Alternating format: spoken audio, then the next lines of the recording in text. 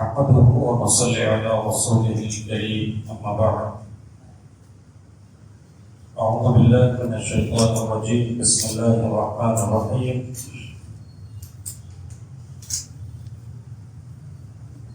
لا يحب الله الجهر بالسوء من القول إلا من ظلم وكان الله سميعا عليما. سامعین، میں اپنی بات شروع کرنے سے پہلے قنوت وتر کے تعلق سے کچھ باتیں آپ کے سامنے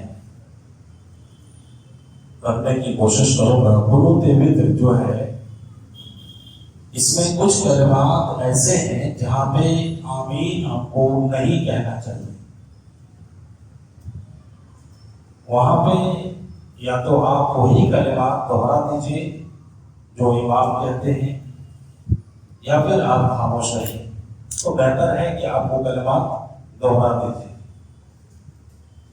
جب ہم قنوت وتر پڑھتے ہیں جیسے اللہم اہدنی فیمن ہدیت وعافنی فیمن عافیت وتولنی فیمن تولیت وبارک لی فیما اعطیت وقنی شر ما قضیت، یہاں تک آپ کو آمین کہنا چاہیے. یہ سنت ہے. لیکن اس کے بعد جو کلمات ہیں وہاں پہ اللہ تعالیٰ کی تقدیس بیان کی جاتی ہے، وہاں پہ آپ کو آمین نہیں کہنا چاہیے. اس کے بعد کون سا کلمہ شروع ہوتا ہے؟ فَإِنَّكَ تَقْضِي وَلَا يُقْضَى عَلَيْكَ. اس کا مطلب ہوا کہ تو ہی فیصلہ کرنے والا ہے، تیرے خلاف کوئی فیصلہ نہیں کر سکتا. آمین کا مطلب کیا ہوتا ہے؟ آمین کا مطلب ہوتا ہے اللہ جو میں نے مانگا اس کو تو قبول کر لے.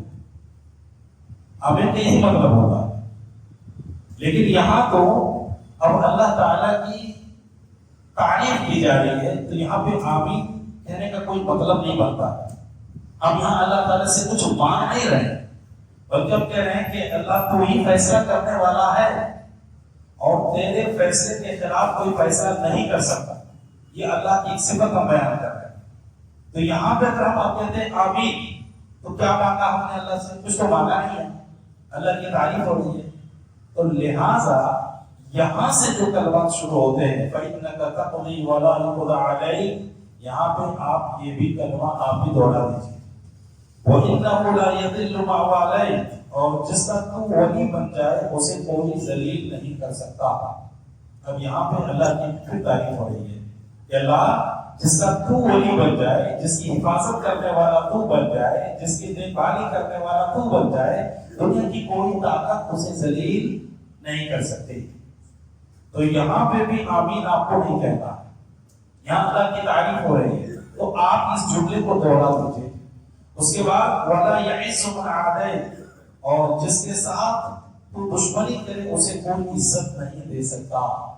اب یہاں پہ بھی آمین کی ضرورت نہیں ہے کہ اللہ تعالیٰ جس کے ساتھ دشمنی کرے، جس کو اللہ تعالیٰ ذلیل کر دے، دنیا کی کوئی طاقت اسے عزت نہیں دے سکتی. تو یہ جملہ آپ دوہرا دیجیے. اس کے بعد تبارک ربنا وتعالی، اے ہمارے رب تو برکت اور بلند والا ہے. تو یہاں پہ بھی اللہ کی تعریف ہو رہی. تو یہیں تک قنوت وتر پڑھنی چاہیے. تبارک ربنا وتعالی تک کی قنوت وتر ہے. اس کے بعد جو جملے پڑھے جاتے ہیں اس کے بارے میں علماء کا اختلاف ہے. بعض نے ان کلمات کو ضعیف کہا ہے، لہذا ان کلمات کو نہیں پڑھنا چاہیے. تبارک ربنا وتعالی تک ہی وتر میں وتر کی جو دعائیں پڑھنی چاہیے. تو آپ کو کیا سمجھے؟ آپ کو یوں یاد رکھ لیجیے کہ 5 کلمہ اللہم اہدنی فیمن ہدیت وعافنی فیمن عافیت وتولنی فیمن تولیت وبارک لی فیما اعطیت وقنی شر ما قضیت. یعنی 5 مرتبہ امام صاحب جب رکیں گے تو آپ 5 مرتبہ تک آمین کہیے. اس کے بعد جب آپ 4 کلمہ اور بچے ہیں وہاں سے اب آپ کو آمین نہیں کہنا ہے بلکہ وہی جملہ آپ دوہرا دیجیے. تو یہ بات آپ کو سمجھ میں آ گئی. انشاءاللہ اس پر ہم عمل کریں گے. چھٹے پارے کی کچھ آیت کریمہ آپ کے سامنے پڑھ کر اپنی بات آپ کے سامنے رکھ رہا ہوں. اللہ تعالیٰ فرماتا ہے لا يحب الله الجهر بالسوء من القول إلا من ظلم وكان الله سميعا عليما. برائی کے ساتھ آواز کو بلند کرنے والوں کو اللہ پسند نہیں فرماتا، مگر مظلوم کو اجازت ہے کہ وہ اپنی پریشانی لوگوں کے سامنے بیان کر سکے۔ مثال کے طور پر میرے پاس ایک برائی ہے، آپ کو اجازت نہیں ہے کہ آپ میری اس برائی کو لوگوں کے سامنے جا کے بیان کریں، آپ کو یہ حق نہیں، اسی کو اسلام نے غیبت کہا۔ لیکن آج ہم بڑی کوشش سے کرتے ہیں اور سنتے بھی، دو چیز بھی ہے ہمارے پاس۔ ہم سمجھتے ہیں کہ غیبت کرنا گناہ ہے، میں سمجھتا ہوں کہ غیبت سننا بھی گناہ ہے، کیونکہ جب ہم سنتے ہیں تو سامنے والا سناتا ہے۔ اگر میں کہتا ہوں کہ بھائی مجھے ضرورت نہیں ہے اس کی بات، آپ کے کچھ بات ہے تو سنائیے، تو کہاں سے غیبت کرے گا؟ تو اللہ نے کہا کہ برائی کے ساتھ آواز بلند کرنے والوں کو اللہ پسند نہیں کرتا، یعنی کسی کی عیب کو بیان کرو، کسی کی برائی کو لوگوں کے سامنے ذکر کرو، کسی کی خامی کو لوگوں کے سامنے بیان کرو، یہ اللہ کو بالکل پسند نہیں ہے۔ لیکن اللہ تعالیٰ آگے جملہ میں کہتا ہے الا من ظلم وکان اللہ سمیعا علیما، مگر یہ کہ جس کے اوپر ظلم کیا گیا ہو تو مظلوم کو اجازت ہے کہ وہ اپنے ظلم کا داستان لوگوں کے سامنے بیان کر سکتا ہے۔ جیسے کہ اللہ کے نبی صلی اللہ علیہ وسلم کے پاس ایک صحابی آتے ہیں اور کہتے ہیں کہ اللہ کے نبی، میرا ایک پڑوسی ہے جو مجھے بہت ستاتا ہے اور تکلیف دیتا ہے۔ اللہ کے نبی نے کہا صبر کرو، لیکن آخر انسان صبر کرے تو بھی کتنا کرے؟ ایک حد ہوتا ہے صبر کرنے کا۔ انسان جب حد سے زیادہ ظلم کرنے لگے تو انسان صبر بھی نہیں کر پاتا۔ پھر اللہ کے نبی کے پاس ہے، اللہ کے نبی آگے میں کتنا صبر کروں، وہ آدمی میرے ساتھ ظلم و زیادتی کرتے رہتا۔ آپ نے ایک مشورہ دیا، ایک کام کرو، اپنے گھر کا پورا سامان اٹھا کر کے راستے پہ ڈال دو۔ ڈال دیا اٹھا کر کے، اور ایک آدمی گزرتا ہے وہاں سے راستے سے، بھئی کیا بات ہے، کیوں سامان باہر رکھتے ہو؟ میرا پڑوسی بہت ستاتا ہے، اللہ اس کو لعنت، اللہ اس کے اوپر لعنت بھیجے، برا بھلا کہتا ہے۔ دوسرا کیا بھائی کیا بات ہے، کیوں سامان باہر رکھے ہوئے؟ پھر اس کو بھی بیان کرتا ہے کہ میرا پڑوسی مجھے بہت ستاتا ہے۔ اب اس کو جب بتاتا ہے وہ آدمی بھی اس کے اوپر لعنت بھیج کے جاتا ہے، کیسا پڑوسی ہے، اللہ غارت کرے۔ اس نے ایک کا سنا، دو کا سنا، جب ہر آدمی اس کے اوپر لعنت بھیجنا شروع کیا تو وہ خود بخود آتا ہے اپنے پڑوسی کے پاس اور کہتا ہے بھائی مجھ سے غلطی ہو گئی، میں معافی چاہتا ہوں، آئندہ کبھی نہیں ستاؤں گا، اپنا سامان اٹھا کر کے گھر پہ رکھ لو۔ تو یہ حدیث اور قرآن کی یہ آیت بتاتی ہے کہ اگر میرے اوپر ظلم ہو رہا ہے، میں مظلوم ہوں، تو مظلوم ہونے کی حیثیت سے میں آپ کے سامنے بیان کر سکتا ہوں کہ فلاں آدمی میرے اوپر ظلم کر رہا ہے، تاکہ وہ ظلم سے رک جائے۔ لیکن میرے گناہ سے آپ کو کوئی پریشانی نہیں ہے، میری غلطی سے آپ کو کوئی تکلیف نہیں ہے، تو اس غلطی کو آپ دوسروں کے سامنے بیان نہیں کر سکتے۔ اسی کو اللہ تعالیٰ نے غیبت کہا ہے کہ وَلَا يَغْتَبْ بَعْضُكُمْ بَعْضًا أَيُحِبُّ أَحَدُكُمْ أَن يَأْكُلَ لَحْمَ أَخِيهِ مَيْتًا فَكَرِهْتُمُوهُ۔ یہاں پہ اللہ نے کہا کہ تم میں کوئی کسی آدمی کی غیبت نہ کرے، اور غیبت کرنے والا ایسا ہے گویا کہ وہ اپنے مرے ہوئے بھائی کا گوشت کھا رہا ہے، فَكَرِهْتُمُوهُ، تم اس کو پسند نہیں کرو گے۔ تو غیبت کسی کی بھی نہیں کرنی چاہیے۔ ہاں البتہ اگر اس سے آپ کو تکلیف ہے تو آپ اس کو بیان کر سکتے ہیں، اگر اس سے کوئی تکلیف نہیں ہے اس گناہ سے، آپ اس کو سمجھا سکتے ہیں، لیکن دوسروں کے سامنے اس کو بیان نہیں کر سکتے ہیں۔ پھر آگے اللہ تبارک و تعالیٰ نے اس آیت کریمہ کے اندر جو دوسرا حصہ ہے سورہ مائدہ کا، اس میں عربت والی چیزوں کے بارے میں اللہ نے ذکر کیا۔ اللہ فرماتا ہے حرمت علیکم المیتۃ والدم ولحم الخنزیر وما أهل لغیر اللہ بہ والمنخنقة والموقوذة والمتردية والنطيحة وما أكل السبع إلا ما ذكيتم وما ذبح على النصب وأن تستقسموا بالأزلام ذلكم فسق۔ سورہ مائدہ کی آیت نمبر 3 ہے۔ اللہ تعالیٰ نے یہاں پر کچھ چیزوں کو بیان کیا۔ اللہ کہتا ہے حرمت علیکم المیتۃ، اللہ تعالیٰ نے تمہارے اوپر مردار کو حرام قرار دیا، جو بھی چیز مر جائے اس کو کھانے سے اللہ نے منع کر دیا۔ دوسری چیز دم مسفوح، جانور کے جسم سے جو خون نکلتا ہے اس خون کو اللہ تعالیٰ نے ہمارے اوپر حرام کر دیا کہ آپ اس کو نہیں کھا سکتے۔ لیکن خون کی دو چیزیں جیسے تیلی اور کلیجی، یہ بھی خون ہے، یہ جمع کا خون ہے جو جسم میں جانور کے جسم میں پایا جاتا ہے، تو اس کا کھانا جائز ہے۔ دم مسفوح یعنی بہتا ہوا خون جو جانور کے ذبح کرنے کے بعد بہتے ہوئے نکلتا ہے، اس خون کو اللہ تعالیٰ نے ہمارے اوپر حرام قرار دیا. پھر آگے اللہ نے فرمایا وَلَحْمُ الْخِنْزِيرِ، اور سور کا گوشت بھی اللہ تعالیٰ نے ہمارے اوپر حرام کر دیا ہے. وَمَا أُحِلَّ لِغَيْرِ اللَّهِ بِهِ، اور اللہ کے علاوہ جو دوسروں کے نام پہ ذبح کیا جائے وہ گوشت بھی حرام ہے. اللہ تعالیٰ فہرست بیان کر رہا ہے. مردار، دم مسفوح، سور کا گوشت، اتنی چیزوں کو تو ہم حرام سمجھتے ہیں. اب مسلمانوں میں کچھ لوگ ایسے ہیں جو غیر اللہ کے نام پر جانور ذبح کرتے ہیں اور اس کو کھاتے ہیں. اللہ نے کہا وما اہل لغیر اللہ بہ، جو اللہ کے علاوہ کسی اور کے نام پہ جانور ذبح کیا گیا ہو، کسی اور کی رضا کے لیے، کسی اور کی خوشنودی کے لیے، تاکہ میری مرادیں پوری ہو جائے، اللہ نے کہا اس کا گوشت کھانا بھی حرام ہے، چاہے آپ اسے بسم اللہ کہتے ہی کیوں نہ ذبح کیے ہو. آگے اللہ تعالیٰ فرماتا ہے وَالْمُنْخَنِقَةُ، جو گلا گھونٹ کر کے دم گھٹ جانے سے مر جاتا ہے. وَالْمَوْقُوذَةُ، جو ضرب لگنے سے، چوٹ لگنے سے مر جائے. وَالْمُتَرَدِّيَةُ، جو اونچی جگہ سے گر کر کے مر جائے وہ بھی حرام ہے. وَالنَّطِيعَةُ، جو سینگ کسی جانور نے کسی جانور کو مار دیا اور وہ مر گیا وہ بھی حرام ہے. وَمَا أَكَلَ السَّبُعُ إِلَّا مَا ذَكَّيْتُمْ، اور جو جانور کسی درندے جانور نے کسی جانور کو کھا لیا ہو وہ بھی حرام ہے اگر تم اسے ذبح کرو، یعنی مرنے سے پہلے اگر آپ نے ذبح کر لیا تو وہ جانور حرام ہے. پھر آگے اللہ فرماتا ہے وَمَا ذُبِحَ عَلَى النُّصُبِ، اور جو کسی آستانے پر ذبح کیا گیا ہو اس کا گوشت بھی حرام ہے. بکرا ہمارے لیے حلال ہے، مرغی ہمارے لیے حلال ہے. اگر اس بکرے کو کسی آستانے پہ جہاں پہ شرک ہوتا ہے اگر وہاں پہ آپ نے اللہ کا نام لے کے بھی ذبح کیا تب بھی اس کا گوشت حرام ہے، تب بھی آپ اس کا گوشت نہیں کھا سکتے. ایسا ہوتا ہے کتنے آستانوں پہ جا کر کے لوگ جانور ذبح کرتے ہیں، بکرا ذبح کرتے ہیں، کالے رنگ کا ہی بکرا ہونا، کالی رنگ کی مرغی ہونا، اور پھر غیر اللہ کے نام پہ جا کر کے اس کو ذبح کرتے ہیں اور پھر اسے مزے سے کھاتے بھی. اللہ صاف لفظوں میں کہہ رہا ہے وَمَا ذُبِحَ عَلَى النُّصُبِ، کسی آستانے پہ جہاں پہ غیر اللہ کی عبادت کی جاتی ہو وہاں پہ تم نے جا کے جانور ذبح کیا، اللہ کا نام لے کے ہی کیا، تب بھی اس جانور کا گوشت آپ کے لیے حلال نہیں ہے. ایک صحابی نے اللہ کے نبی صلی اللہ علیہ وسلم سے آ کر کے پوچھا اللہ کے نبی میں ایک جگہ پہ، جگہ کا نام شاید میں بھول رہا ہوں، اس جگہ پہ جا کر کے انہوں نے نظر بانی کہ میں وہاں پہ جا کر کے جانور ذبح کرنا ہے، میں نے نظر بانی. آپ نے پوچھا کہ کیا وہاں پہ کبھی میلے لگتا تھا؟ کہا نہیں.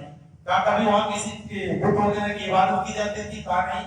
آپ نے سارے تحقیق کرنے کے بعد کہ اگر وہاں پہ کسی غیر اللہ کی عبادت نہ کی جاتی تھی، وہاں پہ کسی کبھی میلے وغیرہ نہیں لگتے تھے، شرک کا کوئی کام نہیں ہوتا تھا، تو تم جا کر کے وہاں پہ اپنا جانور ذبح کر سکتے ہو. یعنی کہ اگر اس میں سے کوئی کام اس جگہ پہ کبھی ہوتا تھا کبھی، تو اللہ کے نبی کہتے تھے کہ اس جگہ پہ تو اپنا جانور ذبح نہیں کر سکتے.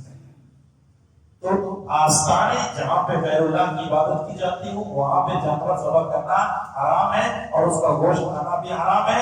اسی لیے اللہ تعالیٰ نے یہاں کہا وَمَا ذُبِحَ عَلَى النُّصُبِ، اور وَأَن تَسْتَقْسِمُوا بِالْأَزْلَامِ ذَلِكُمْ فِسْقٌ، اور خوراک کے تیروں کے ذریعے سے فال نکالنا یہ بھی کیا ہے؟ ایک بہت بڑا گناہ ہے.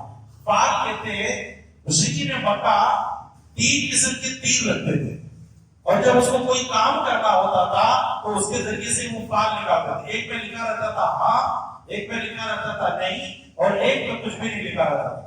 جب اس کو سفر وغیرہ پہ جانا ہوتا تھا، تجارت وغیرہ کے لیے جانا ہوتا تھا تو وہ جاتے اور جا کر کے اس تیر کو نکالتا. اگر ہاں والا تیر نکل جائے تو کہتا تھا کہ یہ سفر ہمارے لیے اچھا ہے اور وہ نکل پڑتے تھے. اور پھر اگر نا والا نکل جائے تو کہتا تھا کہ سفر میں ہمارے لیے خطرہ ہے، نقصان ہے، اس لیے وہ سفر کے لیے نہیں نکلتے تھے. اور جو تیر اس میں کچھ بھی نہیں لکھا ہوتا تھا اگر وہ نکل جائے تو کہتے تھے کہ پھر سے نکالا جائے. یعنی ان دونوں تیروں میں سے جب تک کوئی ایک تیر نہ نکل جائے تب تک وہ اپنے کام کے لیے آگے نہیں بڑھتے تھے. تو اللہ نے فرمایا وَأَن تَسْتَقْسِمُوا بِالْأَزْلَامِ، یہ جو تم تیروں کے ذریعے سے خوراک کرتے ہو، فال نکالتے ہو، یہ بھی حرام ہے، یہ بھی کیا ہے؟ گناہ ہے. مشرکین مکہ کی یہاں ایک عادت اور بھی تھی کہ وہ پرندوں کو اڑایا کرتے تھے. پرندے کو پکڑ لیتے اور ایسے کو اپنے سامنے اڑاتا. اگر پرندہ سیدھے جانب چلا جاتا وہ کہتا کہ ہمارے لیے اچھا ہے، اچھا شغل ہے، اور اگر پرندہ بائیں جانب مڑ کے چلا جاتا وہ کہتا کہ سفر میں ہمارے اندر نقصان اور خطرہ ہے، اس لیے وہ سفر کو روک دیتے۔ تو اس نے اللہ کو نفع اور نقصان کا مالک نہیں سمجھا۔ یہاں پوائنٹ کی جو بات ہے وہ یہ ہے کہ اس نے اس پرندے کو نفع اور نقصان کا مالک سمجھا، اس بات کے ذریعے سے اس نے نفع اور نقصان کا مالک سمجھا، اللہ کو اس نے نفع اور نقصان کا مالک نہیں سمجھا۔ اسی لیے اللہ تعالیٰ نے کہا یہ بھی حرام ہے۔ نفع کا مالک اللہ ہے، نقصان کا مالک اللہ ہے، کوئی تکلیف آئے اس کا مالک اللہ ہے، کوئی خوشی پہنچے اس کا مالک اللہ ہے۔ اور جب ہم نے یہ کام کر دیا اور اللہ کے علاوہ کسی اور کو ہم نے اس کا حق دے دیا تو اللہ کہتا ہے یہ کام کیا ہے؟ گناہ ہے، شرک ہے، اور آپ یہ کام نہیں کر سکتے۔ تو اللہ تعالیٰ نے یہاں پہ ایک بات یہ بتائی کہ آپ کو کیا کھانا چاہیے کیا نہیں کھانا چاہیے، اور پھر اللہ تبارک و تعالیٰ نے جانوروں کے کسی شرک کے اڈے پہ ذبح کر کے کھانے کو بھی اللہ نے منع کر دیا، اور پھاڑ نکالنے کو بھی اللہ نے منع کر دیا۔ آئیے ایک اور آیت پڑھتے ہیں، حابیل اور قابیل کا قصہ اللہ تعالیٰ نے اس بارے کے اندر ذکر کیا۔ حابیل اور قابیل کون ہیں؟ یہ آدم علیہ السلام کے دو بیٹے، ایک حابیل ہے دوسرا قابیل ہے۔ حابیل اچھا ہے اور قابیل نافرمان ہے۔ زمین پہ سب سے پہلا گناہ کرنے والا، سب سے پہلے قتل کرنے والا انسان قابیل ہے۔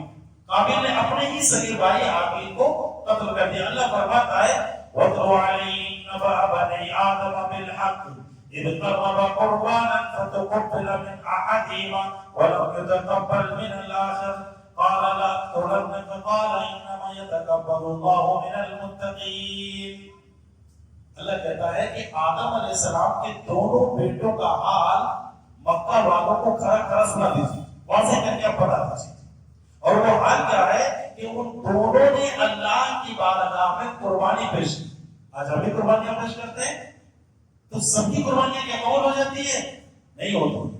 کس کی قربانی قبول ہوتی ہے؟ آگے اللہ فرماتا ہے کہ دونوں نے قربانیاں پیش کی تو ایک کی قربانی اللہ نے قبول کر لیا اور دوسری کی قربانی اللہ تعالیٰ نے قبول نہیں کیا۔ اب جس کی قربانی قبول نہیں ہوئی اس نے کہا قال لأقتلنک، میں تجھے قتل کر دوں گا۔ تو دوسرے بھائی نے کیا کہا قال انما يتقبل الله من المتقين، اللہ تعالیٰ متقیوں کی ہی قربانی کو قبول کرتا ہے، اس میں میری کیا غلطی ہے؟ تم نے قربانی پیش کی، میں نے قربانی پیش کی، اب اللہ نے میری قربانی قبول کر لیا، تمہاری نہیں قبول ہوئی تو اس میں میری کیا غلطی ہوئی؟ میں کیا کروں؟ کیا میں نے اللہ کو منع کر دیا کہ تم اس کی قربانی قبول نہیں کرنا؟ ایسا تو نہیں ہے۔ تمہارے دل میں تقویٰ نہیں تھا، تمہارے دل میں پرہیزگاری نہیں تھی، تم اللہ کے لیے قربانی تم نے پیش نہیں کی تھی، اس لیے اللہ تعالیٰ نے تمہاری قربانی قبول نہیں کیا۔ تو میں کیا کر سکتا ہوں؟ اور اگر تم مجھے قتل کرو گے تو میں قتل کرنے کے لیے اپنا ہاتھ نہیں بڑھاؤں گا، میں قتل ہو جاؤں گا لیکن میں تمہیں قتل نہیں کروں گا۔ اور میں یہ چاہتا ہوں کہ میرا گناہ بھی تم اپنے سر لے لو اور تم جہنم میں چلے جاؤ۔ یہاں تک کہ قابیل نے اپنے بھائی حابیل کو قتل ہی کر دیا، قتل کر دیا، مار دیا جان سے۔ اور مار دینے کے بعد اب اس کو یہ سمجھ میں نہیں آ رہا تھا کہ میں اسے کیا کروں، وہ کندھے پہ لے کے گھوم رہا ہے، پھر رہا ہے، سمجھ میں نہیں آ رہا کیونکہ زمین کے پہلا انسان مرا اور وہ بھی قتل کے ذریعے سے ہی مرا۔ اللہ تعالیٰ نے دو کووں کو بھیجا۔ اب یہ قابیل یہ منظر دیکھ رہا، دو کوا آتا ہے، دونوں آپس میں لڑتا تھا اور ایک کوے نے دوسری کوے کو مار دیا۔ جب وہ مر گیا تو یہ کوا کیا کرتا ہے؟ مٹی کو کھوڑتا ہے، گڈھا کرتا ہے، گڈھا کرنے کے بعد اس مردے کو اس میں ڈال دیتا اور اوپر سے مٹی ڈالتا ہے۔ یہ سب منظر قابیل دیکھ رہا۔ یہ سب دیکھنے کے بعد وہ کہتا ہے ہائے افسوس لعنت ہو میرے اوپر، میں اتنا بھی نہیں سمجھ سکتے جانور کے برابر بھی کہ میں اپنے بھائی حابیل کو دفن کر دوں۔ تو پھر حابیل نے اپنے بھائی کو گڈھا کھود کر دفنا تھا۔ تو یہاں پہ اللہ تعالیٰ نے دو تین باتیں بیان کی۔ ایک یہ کہ اللہ تعالیٰ متقیوں کی ہی قربانی کو قبول کرتا۔ پہلے زمانے میں قربانی قبول ہونے کی واضح صورت تھی، آج وہ صورت نہیں ہے۔ اگر آج وہ صورت ہوتی تو شاید اتنے لوگوں کی قربانیاں دھری کی دھری رہ جاتی۔ اس زمانے میں جو قربانی کی جاتی تھی کھایا نہیں جاتا تھا۔ آج ہم لوگ کیا کرتے ہیں؟ جانور ذبح کرتے ہیں اور سب ہم ہی کھا لیتے ہیں۔ اس زمانے میں اللہ کی بارگاہ میں جب قربانی پیش کی جاتی تھی تو قربانی کو ایک جگہ پر رکھ دیا جاتا، آسمان سے آگ آتی تھی اور جس کی قربانی قبول ہوتی آپ اس قربانی کو جلا دیتے. جب آپ نے اس کو جلا دیا تو یہ معلوم ہو گیا کہ وہ قربانی قبول ہو. اور جس قربانی کو آگ نہیں جلا دیتی آتی تو تھی لیکن وہاں سے پھر واپس چلی گئی.